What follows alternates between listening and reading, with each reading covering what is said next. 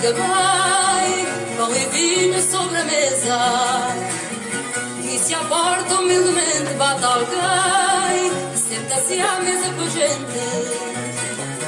Fica bem esta franqueza, fica bem, e que o povo nunca desmente.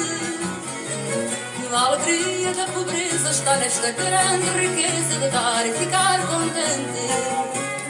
Quatro paredes caiadas, um cheirinho a alecrim, um cacho de uvas doiradas, duas rosas no jardim, o São José das Azulejos, mais o sol da primavera.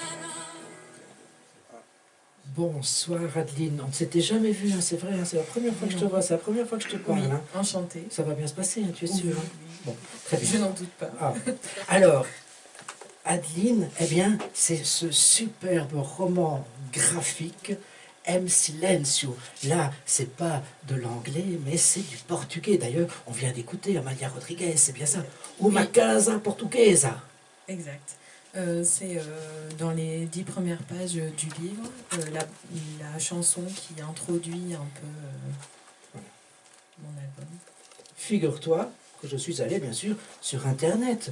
Et tu reprends donc, non pas le tout début de la chanson, mais des couplets un peu plus loin. Dans une maison portugaise, c'est une maison portugaise, c'est sûr, dans le confort modeste de mon foyer. Il y a une abondance d'affection, d'amour, et le rideau de la fenêtre, plus le soleil qui frappe dessus. Il suffit de peu, de pas grand-chose pour égayer une existence simple. C'est juste de l'amour, du pain et du vin. Et un caldo verde. Tu penses bien que je n'allais pas traduire par soupe verte à moi, d'accord? Je suis allé assez souvent au Portugal pour savoir à quel point c'est délicieux un caldo verde et pas une soupe verte. Un caldo verde bien vert. C'est une maison portugaise. Oui, c'est sûr, une maison portugaise. On y reviendra tout à l'heure, d'accord? Alors, musique retenue, pourquoi? Parce que je présente dans les premières pages de mon album une famille portugaise qui est du coup mon grand-père, ma grand-mère et ses 2 enfants, du coup ma tante et ma maman. Bien, donc on en parlera effectivement juste après. Ton nom, pseudo ou pas pseudo? Non, pas Adeline pseudo. Casier. C'est bien mon nom. Lieu de naissance, Adeline? À Lille, en France. Lille, en France. Et maintenant, ton domicile? À Tournai. Tournai. Tu es même venu à vélo? Ben oui. C'est formidable ça. Bien, ça va, ça n'a pas été trop dur. Non, ça va. Bien. Donc, domicile, Tournai, formation, Adeline. L'Académie des Beaux-Arts de Tournai en option bande dessinée. Avec quelqu'un qu'on a peut-être reçu ici, puisqu'on a fait une soirée spéciale. Probable. Allez, cite quelques Fred, profs. Mais Fred bien sûr, Delard. Fred, il était là, ici, juste à côté de toi, là. Oui. Fred. Ouais, on garde contact, on est devenus très bons amis. Voilà. Il avait été nominé au prix d'Angoulême, hein, si je me trompe pas, oui, il y a quelques années. le prix, je crois, de la SNCF, il a fait partie de la sélection d'Angoulême. D'accord, parfait. Alors, formation, donc, Académie des Beaux-Arts, section BD. Bande dessinée. Et ça c'est après les humanités, c'est 3 ans, comment ça se passe en fait? C'est 5 ans. C'est 5 ans. Donc c'est un master. D'accord. Voilà. On vous apprend tout, le scénario, le dessin? On nous apprend à être auteuriste complète. Donc oui, c'est surtout apprendre à raconter une histoire, donc avec les outils de mise en scène, de découpage, storyboard. On ne nous apprend pas spécifiquement à être que scénariste ou que dessinateur, on va essayer de travailler la globalité en fait de l'objet bande dessinée. Bien. Profession? Tu en sais? Autrice. Non. Autrice. Oui, je donne des cours du soir en promotion sociale. D'accord. Et des ateliers, non? Il paraît qu'on t'a vu ici à côté. Oui, quelques ateliers, des stages, ça m'arrive de manière plus éphémère, quoi. Bien. Alors, écrivain préféré, auteur de bande dessinée ou pas forcément, Adeline? Oui, là en tête j'ai surtout des autoristes de BD. J'adore Camille Jourdi, qui est une autrice de BD, qui dessine à l'aquarelle. C'est vraiment magnifique ce qu'elle fait. Attends, est-ce que Donovan, est-ce qu'on a ça ici, s'il te plaît? On a tout. Parce que moi j'ai jamais lu ça. J'ai jamais lu ça. C'est sûr qu'il y a ça ici. C'est sûr? C'est quoi? C'est quelle bande dessinée? Il y a un héros, il y a une héroïne? Elle fait plutôt des one-shots. Donc, en jeunesse, elle a récemment sorti Pépin et Olivia, chez les Ondines, chez Dupuis. Et c'est pas le passe-miroir, c'est pas elle, hein? Parce que... Ah non, ça, c'est pas elle. D'accord. Non, c'est une autre personne. Mais que tu connais bien aussi, hein? Mais je connais pas personnellement, mais je connais son travail. Bien. D'accord. D'autres noms à citer? Christophe Blain, Oui. un grand auteur de Tout à BD fait. qui est super connu, qui a un trait de dessin magnifique. Noir et blanc aussi, non? Comment? Noir et blanc, non, pas Non, forcément. Pas forcément. D'accord. Héros de la littérature, ou héros de BD finalement pour toi, Adeline. Mais le même que vous, Tintin. Bah, j'ai grandi avec Dis. ça.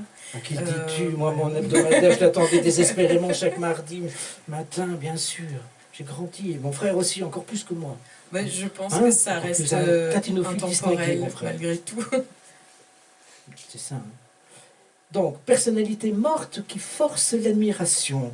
Adeline. Alors, moi, j'ai pensé à Joseph Bartoli, qui est un dessinateur de presse, qui a vécu la Retirada, et qui, du coup, au moment où il s'est retrouvé exilé d'Espagne, s'est retrouvé dans un camp en France, dans des conditions horribles, et pour un peu continuer à vivre, et je pense continuer à se concentrer sur quelque chose, il a fait énormément de dessins de ce vécu-là. Et son petit-fils a repris ses dessins et a écrit un livre. Et donc j'ai eu l'occasion de le rencontrer et de beaucoup discuter avec lui. Et ça m'a beaucoup touchée. Voilà, du coup je pense à cette personne. Bien. Auteur de romans, non, de BD essentiellement, je suppose. Pour toi. Pour moi, de la bande dessinée. Oui. Tu n'écris pas de poésie, pas forcément, de romans? Non, pas forcément. C'est vraiment, je trouve, des médiums qui sont très différents les uns des autres. Ça n'empêche pas de faire des liens, mais je ne suis pas qualifiée pour ce job. Nombre de livres parus, jusqu'à preuve du contraire, un seul? Oui, un seul. Donc, M. Silencio, en silence. Tu expliqueras aussi par la suite pourquoi en silence. Depuis quand dessines-tu? Depuis que je suis toute petite et Voilà. que je sais tenir un crayon dans ma main. Après, l'envie de raconter des histoires avec le dessin, c'est venu plus tard. C'est venu plus à l'adolescence, avec les lectures diverses et variées. Pourquoi, en un seul mot, pourquoi en deux mots, pour qui dessines-tu? D'abord pour moi, ça vient toujours soit de quelque chose que j'ai vu, que j'ai entendu, ou que moi-même j'ai vécu. Et puis ensuite, je vais avoir envie de partager et de me raccrocher à ce que d'autres personnes vivent aussi. Voilà. Essayer d'être Justement, universel. M. Silencio, mais parle-en, donc en silence, tu parles en fait de ton grand-père portugais, c'est bien ça, qui a Oui. quitté le Portugal, qui a traversé l'Espagne et qui a rejoint les Pyrénées françaises. Mais explique. Pourquoi quitter le Portugal, justement? Alors, dans quelle année? Pourquoi quitter le Portugal? Donc ça se passe dans les années 62. Et en fait, à l'époque, il y a encore la dictature salazariste. Et lui, il a choisi de partir, mais comme beaucoup d'autres Portugais et Portugaises, parce qu'il avait peur de se faire mobiliser pour partir en Angola ou au Mozambique, dans les colonies, faire la guerre. Et donc, il y avait beaucoup de personnes qui partaient pour motif de ne pas se faire mobiliser et participer à une guerre dont ils n'avaient pas envie d'être partie prenante et de risquer leur vie là-bas, loin de leur famille. Après, il y avait aussi la pauvreté qui était assez omniprésente au Portugal à ce moment-là, qui pouvait aussi forcer les personnes à quitter leur culture, l'endroit où ils sont nés, quoi. Et donc, ton grand-père prend la décision de tout quitter, de quitter sa famille, c'est ça? Oui, pour partir en France, où il a du coup un cousin qui lui dit qu'il y a du travail et une maison. Et donc, durant tout l'album, on va suivre en fait cette traversée clandestine. Et la particularité de son témoignage, c'est que en fait, il a traversé l'Espagne à pied, qui est quand même assez difficile comme traversée. Donc, j'ai lu beaucoup d'autres témoignages pour me documenter et rajouter du corps à mon récit. Mais ce genre de traversée était particulièrement difficile puisque d'autres ensuite ont traversé plutôt en train ou cachés dans des camions. Et là, c'était vraiment toute la traversée de l'Espagne à pied. Et puis c'est une chasse à l'homme, autant le dire. Non seulement au Portugal, mais aussi en Espagne et Oui. même en France, ils sont quand même pas Oui. si bien logés que ça. En fait, donc Franco avait passé une espèce de pacte avec Salazar où, en gros, si ces militaires réussissaient à attraper des clandestins, de les renvoyer au Portugal. Donc en fait, à chaque fois, les moments de passage de frontières sont des endroits très dangereux. Comment as-tu travaillé? Tu as interrogé ton grand-père, tu as passé des heures et des heures à l'écouter, à prendre des notes. Comment ça s'est passé? Oui, je l'ai interviewé une fois.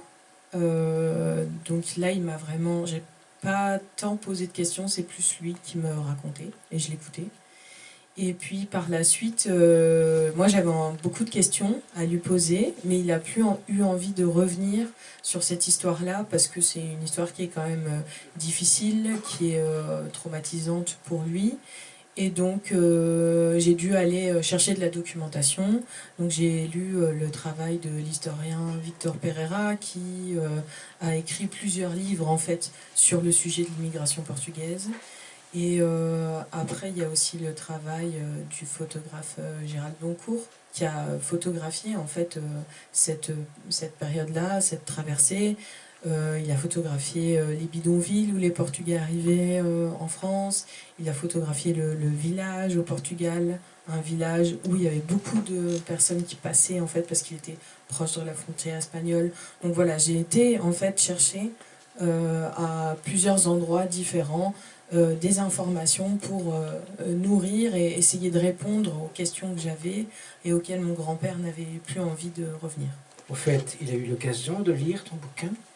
Et non, parce que pour les mêmes raisons en fait de pourquoi il voulait pas répondre à mes questions, il veut pas en fait se replonger dans cette histoire-là. Mais le livre était sorti. Mais le livre était sorti et je lui ai même proposé de faire une lecture, mais il n'a pas voulu. Mais les autres membres de ma famille l'ont lu, ont apprécié et on a pu en discuter par la suite. Mais donc ça veut dire que c'est encore traumatisant pour lui. Oui, bah après c'est une génération aussi qui a beaucoup de... Déjà ça lui a demandé un effort en fait de me raconter cette histoire-là. Il n'avait pas spécialement raconté en entier à ma mère par exemple ou à mes oncles et mes tantes. Et donc du coup je pense que le silence c'est aussi ça aussi, c'est aussi le silence de la difficulté à parler de ces récits-là et de trouver les moments pour le faire et les mots sans que ça nous coûte. Justement, on n'a pas expliqué le titre En silence parce que quoi? Ben, le silence de la traversée parce qu'il ne faut pas se faire attraper et du coup le silence aussi que j'évoquais de la difficulté de parler de ces histoires-là. Moi, je trouve que tu dessines vraiment très très bien ces familles déchirées, écartelées, parce que lui, il part seul, mais il laisse une femme, il laisse des enfants là-bas au Portugal. Et donc, il y a toute cette traversée. Et même quand il arrive à Paris, ben, il ment en disant « Oh, ça va, je m'en sors bien », alors que tu l'as dit toi-même, il vit dans des conditions épouvantables, puisque c'est un bidonville parisien. Oui, en fait, il y a beaucoup de témoignages que j'ai lus, où en fait les personnes avaient honte de dire la vérité à leur famille. Et donc, dans les lettres, elle disait oui, tout va bien, j'ai trouvé du travail, etc. Mais parce que je pense qu'il y a aussi cette réalité qui est qu'on a donné tout son argent, ou presque, on a engagé sa famille pour faire ce voyage. Donc, on a donné tout l'argent à un passeur, des fois on doit même le rembourser par après. Et donc on s'est dit, tiens, j'ai fait tout ça, j'ai fait toute cette traversée difficile et dangereuse pour arriver dans des conditions en fait qui sont peut-être aussi horribles que là où j'étais, voire pas pire, parce que c'était pas, en France c'était pas la dictature, etc. Mais il y a quand même une forme de violence d'arriver et pas de dégoût, mais d'être Il y a quand même le un racisme. peu Bah, triste, enfin de pas se sentir tant à sa place et d'avoir des difficultés à aller justement essayer d'avoir une vie meilleure, puisque c'est un peu l'objectif premier, quoi. Donc, oui, il y a beaucoup de personnes en fait qui ont des difficultés à en parler et qui sur le moment ont en fait menti. Et une fois que, par exemple, les enfants ou le reste de la famille les rejoignaient, eh bien, ils se rendaient compte qu'on n'avait pas tout dit dans les lettres. Et ces personnes étaient extrêmement déçues. Et tu dessines toujours en noir et blanc, justement. En tout cas, je trouve que le noir et blanc convient magnifiquement bien pour décrire justement cette souffrance, ce deuil vécu par le mari, par l'épouse, par les enfants qui demandent tout le temps « Mais où est papa? Est-ce qu'on va bientôt le retrouver ?» Je trouve que ça convient très bien. Oui, ça convient très bien. Il vous reste... on a éteint. Il vous reste 2 minutes. Tu as été coupé, là. Tu as été coupé, là. Oui, du coup, c'est pour cette raison le choix du noir et blanc. Sinon, tu dessines aussi en couleur ou... Sinon, je dessine aussi en couleur, mais c'est vrai que le noir et blanc, j'aime bien. Bien. Est-ce que tu as d'autres projets? J'ai un projet en cours qui sortira chez Stenkiss, mais pas tout de suite, qui va faire 150 pages. Et cette fois, je travaille avec un scénariste. Et on va parler de l'histoire de sa maman qui a vécu en Tunisie dans les années 40 avec ses parents qui tenaient un hôtel. Et en gros, il y a l'occupation allemande qui arrive alors qu'ils pensent être loin de tout ça. Et donc on voit ça un peu du point de vue d'une enfant. Mais le sujet principal, en fait, c'est ces deux parents qui, avec l'arrivée de cette occupation, vont s'entre-déchirer et il y a un peu leur trauma qui va ressurgir. Donc c'est l'histoire intime qui est dans une histoire Je vais te dire justement, tu aimes bien les témoignages, tu aimes bien la petite histoire qui finalement rejoint la grande histoire avec Franco, avec Salazar, avec tous les dictateurs.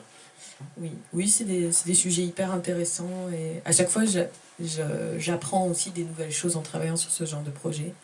Donc c'est assez chouette. D'autres choses à dire? Non. Pour ne pas être frustré, pour ne pas ressortir d'ici, reprendre ton vélo frustré en disant mais j'aurais pu dire ça et ça et ça, malheureusement. J'espère que ça vous a donné envie de lire mon album. Et alors c'est vrai que tu es trop modeste parce que tu as eu toute une série de prix. Hein, beaucoup de reconnaissance par rapport à cette bande dessinée. Dis-le, dis-le. 3 prix, voilà. Alors j'ai reçu le prix de la Ligue des droits de l'homme en janvier, qui est un prix de bande dessinée qui a été remis lors de Angoulême, où je n'étais pas. J'ai reçu... oui, je me souviens plus des prix que j'avais reçus. Le prix du Salon du Livre Pyrénéen, en septembre, et en mai dernier, de l'année dernière, le prix jeune autrice au festival BD de Roubaix. Encore une fois, félicitations, vraiment, Adeline, c'est un magnifique parcours. Alors laisse-moi te dire quand même, laisse-moi te dire en quoi j'ai pu un peu être séduit, beaucoup, passionnément. Ce qui m'a séduit, Adeline, outre l'excellente narration documentée de cette histoire émouvante, a fortiori, puisqu'elle retrace la vie de ton grand-père portugais, histoire dont on parle à peine, voire pas du tout dans les manuels scolaires, c'est ton trait de crayon, ton graphisme réaliste, un griffonnage acharné, un trait brut en noir et blanc qui illustre remarquablement bien, comme je l'énonçais, la douleur, la détresse, la souffrance des familles dans ce périple inhumain, une chasse à l'homme jalonnée de très nombreux obstacles. Félicitations, Adeline.